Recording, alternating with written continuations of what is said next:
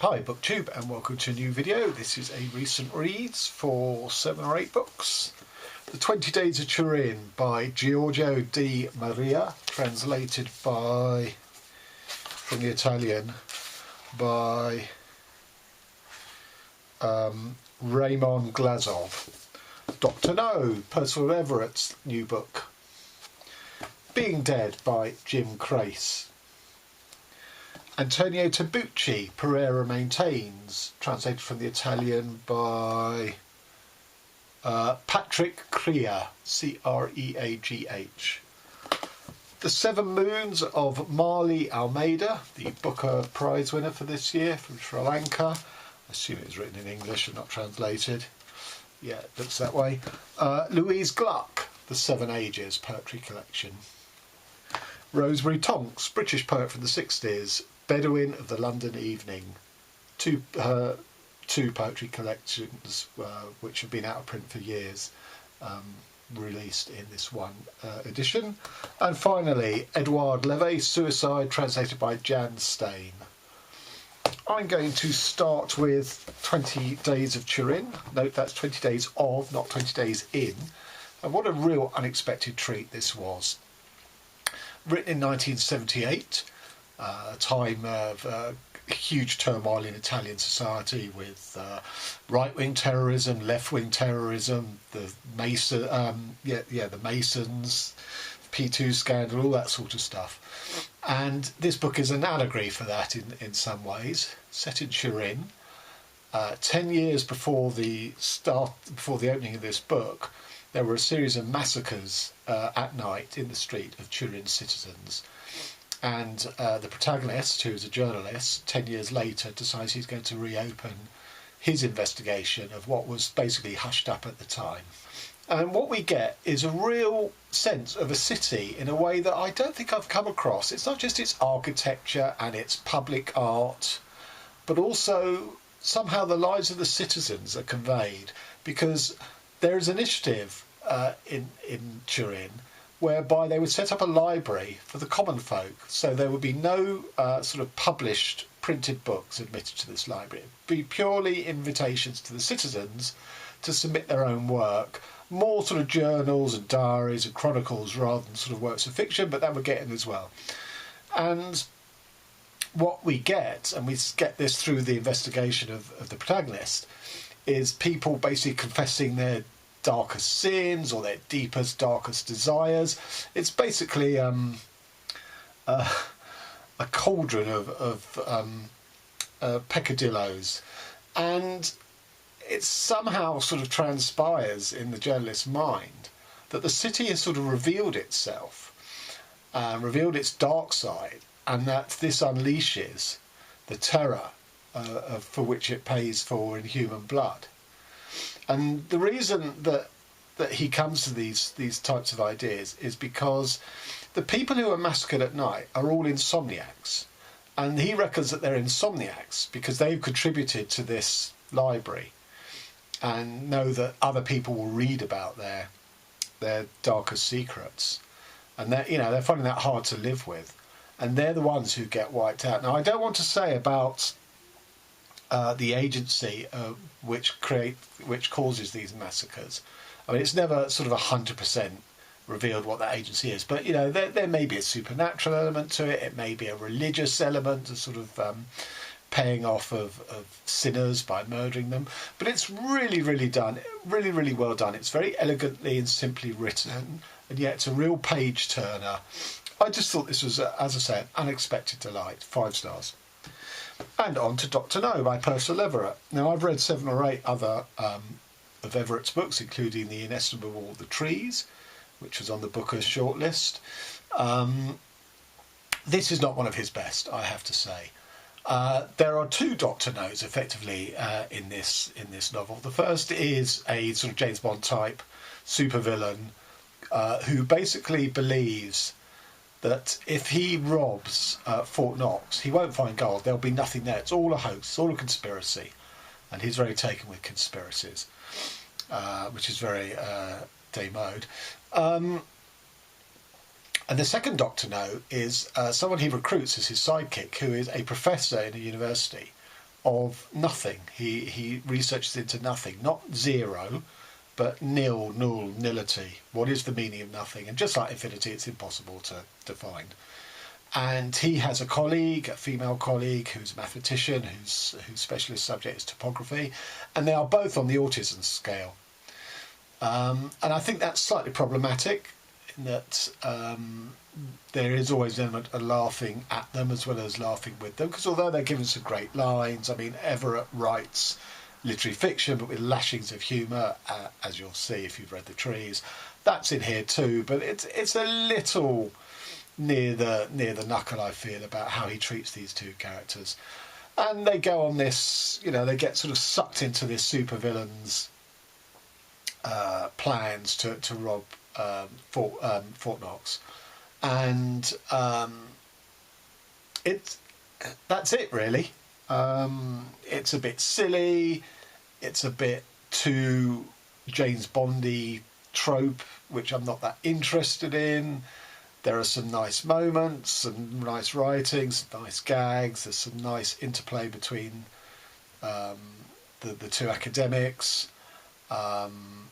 There's lots of really clever insinuation on how loose we are with the concept and the words when we use nothing and associated concepts around nothing. There's a lot of sort of linguistic play around the concept of nothing here. But yeah, it didn't do a lot for me. 3 stars. And on to Being Dead by Jim Crace, I don't know, who I always assumed was American, but he's in fact British. And this is my first Jim Crace novel, and possibly my last. It wasn't a bad book. So a married couple in their late 50s are both zoologists, both sort of outsiders because they're socially awkward. They're not sort of conventionally pretty, which is how they sort of ended up being together when they were both on a field study trip as students. And the husband finally encourages and persuades his wife to go and revisit the coastal area and the dunes at which they first had sex and formed their bond.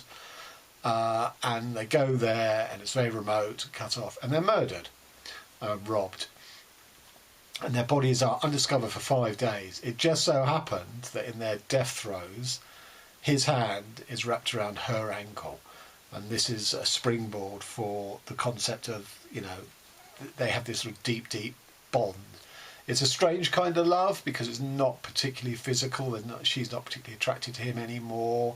They sleep in separate beds, all this sort of stuff. But somehow this last frozen gesture in death sort of supersedes and triumphs all before. So what we get a series of alternating chapters between what is physically happening to their bodies, the decomposition and the predations of animals and the weather and the sea, over 5 days, and then that's split with, well, how did we get here? How did they meet and fall in love 30 odd years ago?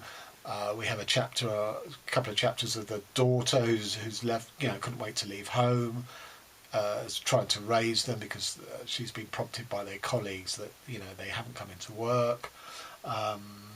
We get one chapter devoted to the murderer, but it's not really about him or the murder or the crime. It's about death and decomposition. And I have to say that the chapters on their decomposition are far more involving and interesting to me than the chapters about the living, breathing characters. And I'm not sure what that says about the quality of this book. Now, yes, we have read far less about physical decomposition in a novel than we have about a bog standard marital relationship of long duration, but I didn't get anything out of that at all, really. The wife carries a guilt from the time when they first met in their student days, which I didn't really buy into. So this was perfectly fine. There's some great writing, great descriptive writing, but overall it just didn't work for me as a story. 3 stars. And on to Antonio Tabucchi's Pereira Maintains. So this is set, despite Tabucchi being an Italian author, he was actually a Portuguese expert. And this is set in pre-war Portugal, which is under the military dictatorship of Salazar. And Pereira is a journalist who's offered a job at a new paper that's starting up, which is not politically aligned to the right or the left. And he's offered their cultural page. He can do whatever he wants with it.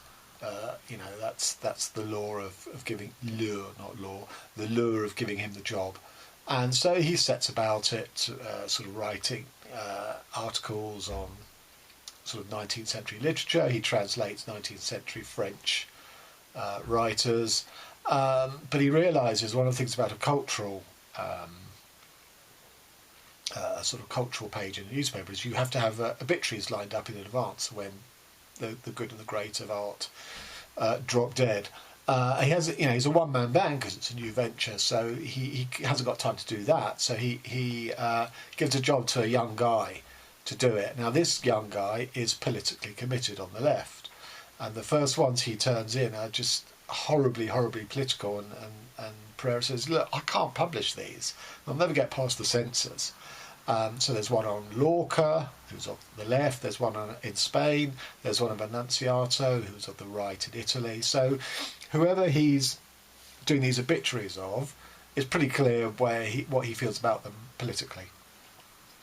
And it's a bit like a Chilean novel I wrote. It's a bit like a Chilean novel I read, where a sort of a non-aligned person is increasingly sucked into.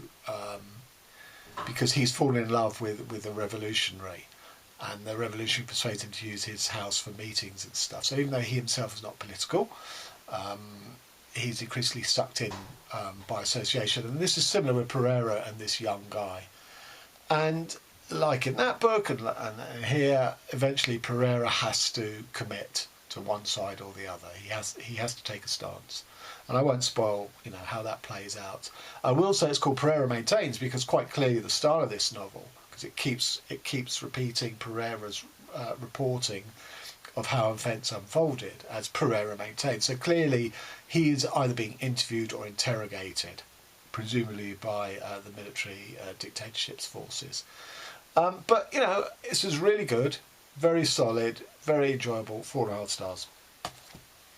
And on to The Seven Moons of Maali Almeida, and I can see why this won the Booker Prize. This was a terrific book for me, not 100% removed from George Saunders' Lincoln in the Bardo, in that the 7 moons are the 7 days and nights after the death of the eponymous hero, Maali Almeida, for him to tidy up his affairs, find out how he died, who killed him, against Sri Lanka in the midst of a 4-way civil war. He has this limited time to find out, how he died, why he died, the meaning of his life, and any sort of unfinished business that he's got, which he has because he's a photographer, and he has these photos which he thinks will potentially bring down the military backed Sinhalese government. But as a ghost, as a spirit, he can't actually speak to any living people, he can't touch them, he can't write notes or anything. Also, he's a wastrel. He dissipates his energies on gambling, on casual sex. So he's got a lot of baggage to work through. And I really like the world of the undead that it created. I learned so much about a very complicated and hard to understand situation in Sri Lanka in that civil war, whereby you had the Sinhalese, you had the Tamil separatists who wanted to break away from Sri Lanka and establish their own homeland. That I knew.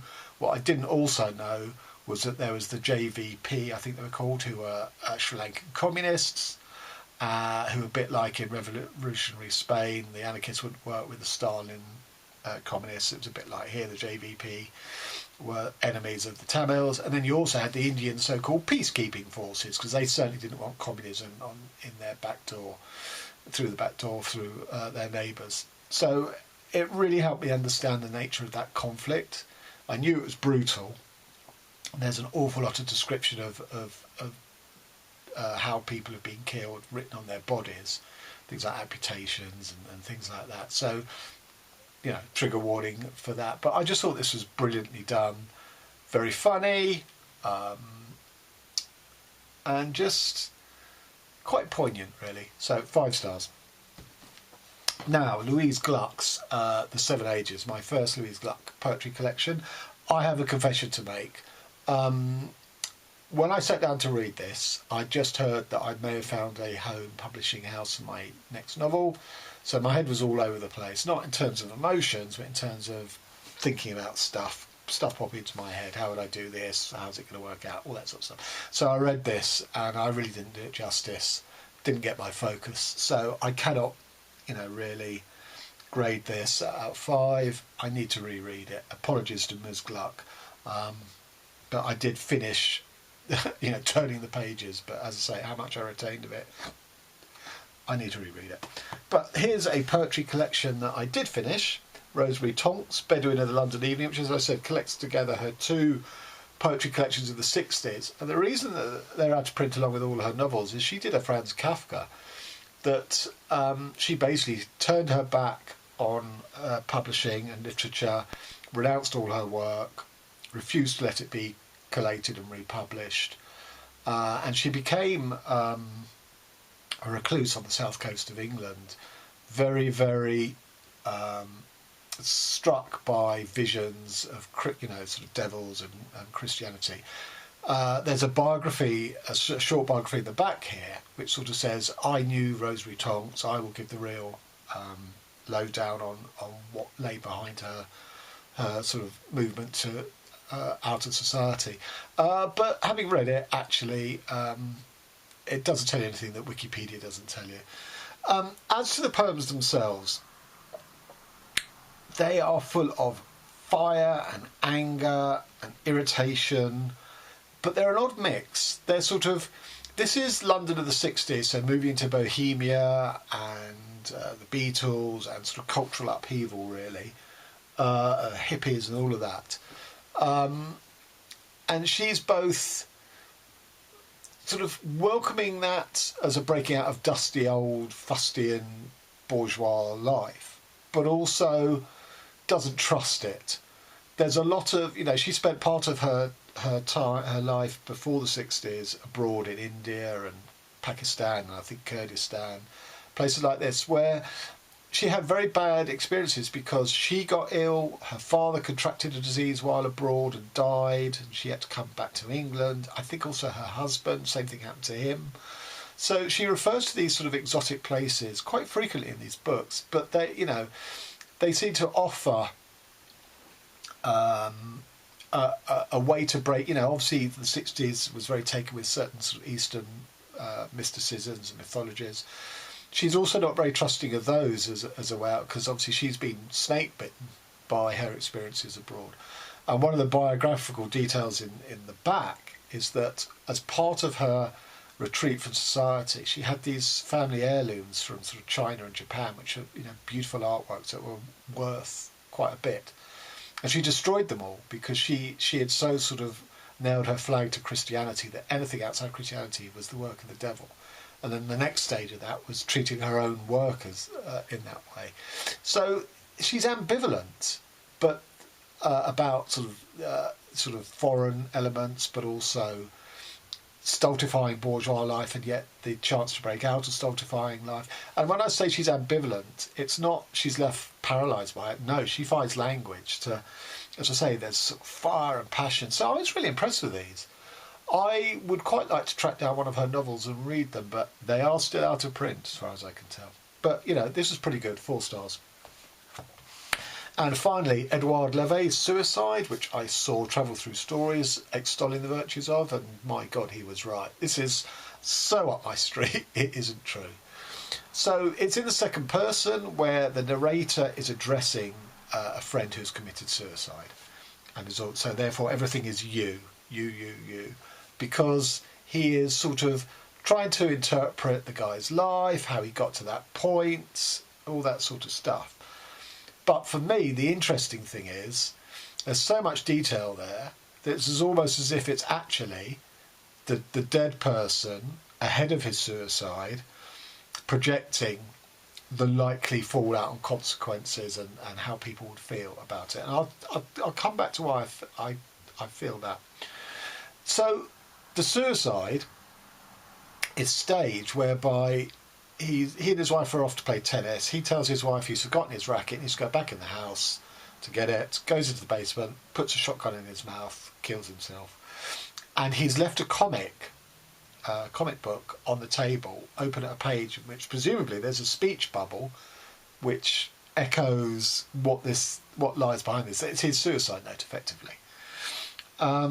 Unfortunately for him and the reader, when the wife comes in to see what's happened to him and discovers him, she sort of bumps into the table in shock and knocks the comic book off, and it closes up on itself, so we never find out what that is. And I wonder how much that applies to this book, because let's think about this. Edouard Levé delivered the manuscript for this book and 10 days later killed himself. So naturally all the critics think, well, this is his suicide note. But the first thing that happens in this book is that the suicide note gets obscured and is never discovered in the form of the comic book. So is Levé saying to us here, you can read this book, you can think it's my suicide note, but it ain't. You'll never understand it. And yet, even if he's having that thought and projecting this book and denying that it's a suicide note, this book is still implicated in his suicide in some way. It is saying something about his imminent 10 days time suicide. We don't, maybe we'll never get to the bottom of it, but this book is implicated. It's fascinating, I think, how it's playing with time, and come back to what I said before about it's written as you, second person, but I think it's really first person. In that way, he's trying to defy and cheat time, because he's writing ahead of his death, about his death, and beyond his death. But in a way, you never cheat time, because with his death, there's no more manuscripts. There's nothing else that he can say. So that's the kind of stuff that it's like catnip to me, those sorts of thoughts. And I love this book. It's brilliantly written. There aren't very many extended little passages. It's really sort of very abrupt changes from paragraph to paragraph, where he's talking about one thing and then the next paragraph goes off in a complete sort of different area. The longer pieces, the longer portions are quite interesting, in that there's one where he finally does consult a psychiatrist and is prescribed pills, they don't work, or they have bad side effects, so he goes on to another set of pills. And that changes him totally, makes him a zombie, all this sort of stuff, where he's sort of annihilating himself, his personality through this. And then when he's off the pills regimen, he gets hooked on physical exercise. And then he decides that that's just a fad, an artifice. So he stops all physical exercise until one day in the winter, he goes out in shorts and a running top. So, completely inappropriately dressed for the conditions, and goes running for hours and hours and hours. Comes back and he's so exhausted, he's almost sort of hallucinating and having an out-of-body experience. Again, he's annihilating himself. So these little annihilations are, implied that he's always been doing this. It's the great descriptions of his outsiderness, how he can't participate in sort of social gatherings, all this. So I just think from page 1 to page 118, it is brilliantly rendered. 5 stars, could very well get in my top 10 of the year. As to what I am reading, I'm still battling through my last non-fic November book, How to Read Water. I will be doing a wrap-up of the 4 books that I read early December. I am partway through The Tartar Steppe by Dino Buzzati. Not sure if I'm going to finish this before November ends, but it doesn't matter. And then in December, although we haven't fixed up the dates exactly, it's a buddy read with Roz over at Scully Dandling about the books, and Xena beating about the books. We are going to read Sebald's Vertigo, which will be my final Sebald novel. And I've spoken to Xena about it, and she and me both expect to be carried off in that unworldly way of that Sebald carries off his readers. So there you have it. Till next time, thanks very much.